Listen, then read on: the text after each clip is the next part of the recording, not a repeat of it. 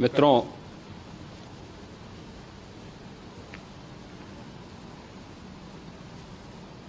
महाकुंभ प्रयागराज का आज मौनी अमावस्या का मुख्य स्नान है और कल सायंकाल 7 बजे से ही काफी बड़ी संख्या में श्रद्धालुजन प्रयागराज पहुंच करके स्नान भी कर रहे थे और काफी बड़ी संख्या में श्रद्धालुजन ब्रह्म मुहूर्त का भी इंतजार कर रहे थे। एक दुर्भाग्यपूर्ण हादसा इसी दौरान अखाड़ा मार्ग पर संगम के तट पर हुआ, जिसमें 90 से ज्यादा लोग गंभीर रूप से या सामान्य रूप से घायल हुए। यह हादसा भारी भीड़ के द्वारा अखाड़ा मार्ग के बैरिकेडिंग्स को तोड़ने और उसके बाद उससे कूद करके जाने के कारण वहां पर हुआ है, जिसमें 30 के आसपास लोगों की दुखद मृत्यु हुई है। 36 घायलों का प्रयागराज में उपचार चल रहा है। शेष घायलों को उनके परिवार के सदस्य लेकर के चले गए हैं। घटना दुखद है, मर्माहत करने वाला है।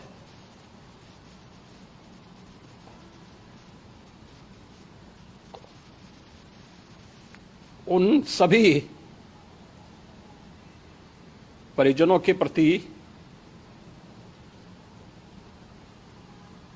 हमारी पूरी संवेदना है। हम लोग रात्रि से ही लगातार प्रशासन के संपर्क में हैं। मेला प्राधिकरण, पुलिस प्रशासन, एनडीआरएफ, एसडीआरएफ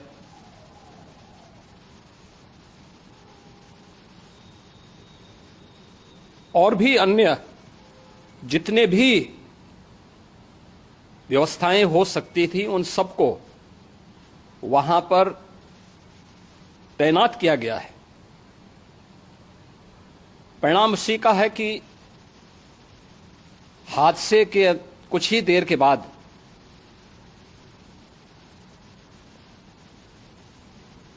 राहत कार्य को ग्रीन कॉरिडोर बना करके प्रशासन ने, पुलिस ने,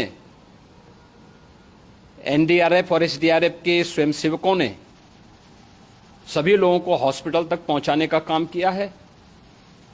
लेकिन दुर्भाग्य से इस दौरान ये मौतें हुई हैं।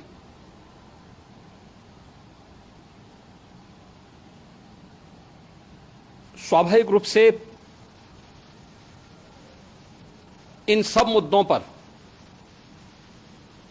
प्रश्न उठना स्वाभाविक भी है।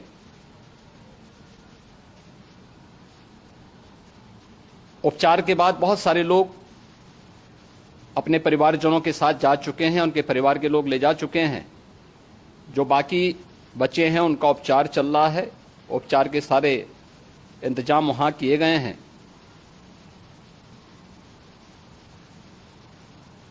प्रेशर मौनी अमावस्या का ये मुख्य स्नान है महाकुंभ का, और बहुत ज्यादा प्रेशर प्रयागराज में होने के कारण सभी प्रकार के मार्ग भी चौक थे।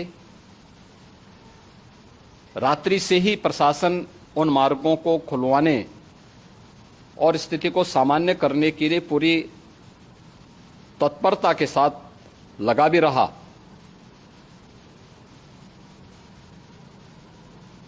ये सभी घटनाओं के बाद, ये जो हादसा हुआ है, इस हादसा के बाद वहां पर अखाड़ों ने जो आज अमृत स्नान ब्रह्म मुहूर्त में 4 बजे से प्रारंभ होना था। मेला प्राधिकरण के अनुरोध पर उन्होंने स्थगित किया था। अपराह्न में अमृत स्नान प्रारंभ हुआ, जिसमें सभी अखाड़ों ने और अन्य जो सहयोगी संस्थाएं हैं उन लोगों ने इसमें भाग लिया। सभी पूज्य आचार्य महामंडलेश्वर भी इस अमृत स्नान में भागीदार बने। प्रयागराज में आज 8 करोड़ से अधिक लोगों का, श्रद्धालुओं का दबाव था। यद्यपि अगल बगल के जनपदों में मिर्जापुर, भदोई, प्रतापगढ़, फतेहपुर, कौशाम्बी, इन सभी जनपदों में भी होर्डिंग एरिया बना करके काफी बड़े पैमाने पर श्रद्धालुओं जनों को रोका गया था, जिन्हें अमृत स्नान संपन्न होने के बाद सभी अखाड़े स्नान संपन्न कर चुके हैं। उसके बाद अब वहां से रिलीज किया गया है।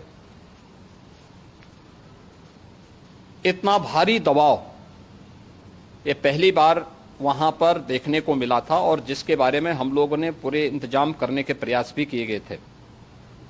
रेलवे स्टेशनों पर, चाहे वह झूसी हो, चाहे वह प्रयागराज सिटी हो, प्रयागराज हो, फाफामऊ हो, उन सभी पर लगातार दबाव बना रहा। रेलवे ने भी इस दौरान वहां के दबाव को ध्यान में रखते हुए मेला स्पेशल चलाई। रूटीन और मेला स्पेशल को मिलाकर के लगभग 300 से अधिक ट्रेन रेलवे के द्वारा अब तक चलाई जा चुकी हैं, और जिससे श्रद्धालु जनों को उनके गंतव्य तक पहुंचाया जा सके।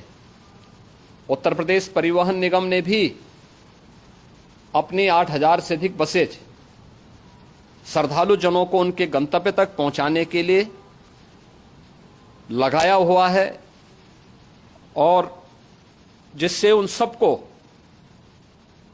सुरक्षित उनके घरों तक पहुंचाया जा सके।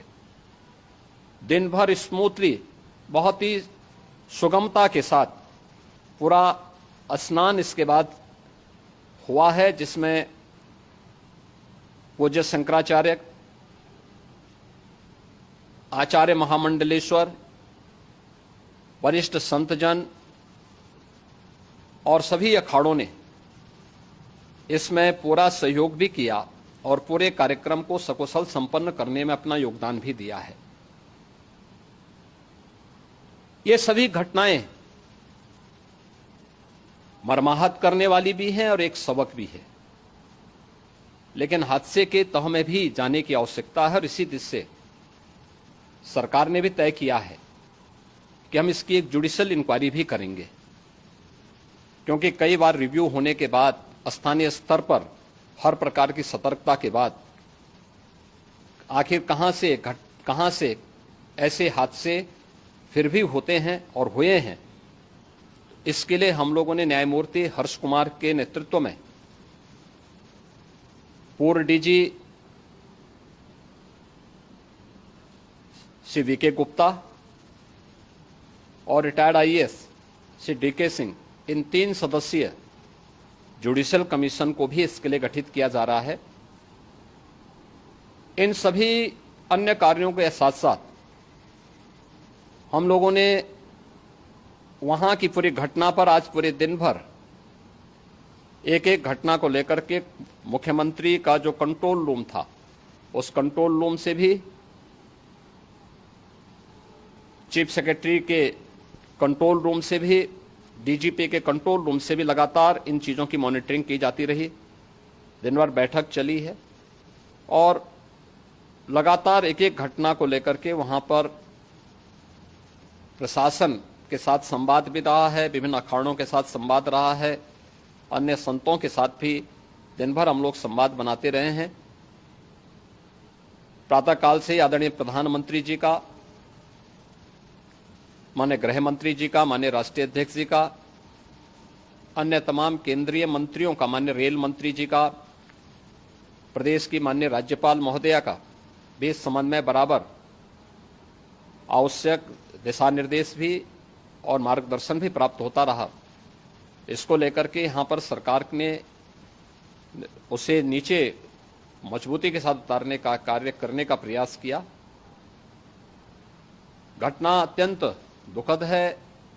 मृतकों के प्रति मेरी विनम्र श्रद्धांजलि है। जितने भी मृतक के परिजन हैं, उन सभी परिवारजनों के प्रति जिन्होंने अपने परिवार के सदस्यों को खोया है, मेरी संवेदनाएं हैं। विनम्र श्रद्धांजलि उनके प्रति संवेदना मेरी है। और इस पूरी घटना की हम लोग न्यायिक जांच करवा करके इसकी तह में भी जाएंगे। इसके अलावा पुलिस के स्तर पर भी अलग से हम लोग इसके एक अलग से भी जांच करवाएंगे कि आखिर कहां पे ऐसे हादसे किन कारणों से हुए हैं, क्योंकि पहले से इस बारे में हम लोग, हमारी रणनीति थी कि इतनी बड़ी संख्या में श्रद्धालु वहां पर आएंगे। मृतक के परिजनों के प्रति हम प्रदेश सरकार की तरफ से, जिन्होंने इस हादसे में अपने परिवार के सदस्यों को खोया है, वहां पर मेला प्राधिकरण के पास वो पूरी सूची है, उन लोगों ने उसको वहां पे जारी भी किया है। मैं उन सब के प्रति अपनी संवेदना भी व्यक्त करता हूं और परिवारजनों को हम प्रदेश सरकार की तरफ से 25-25 लाख रुपए की आर्थिक सहायता की घोषणा भी कर रहे हैं।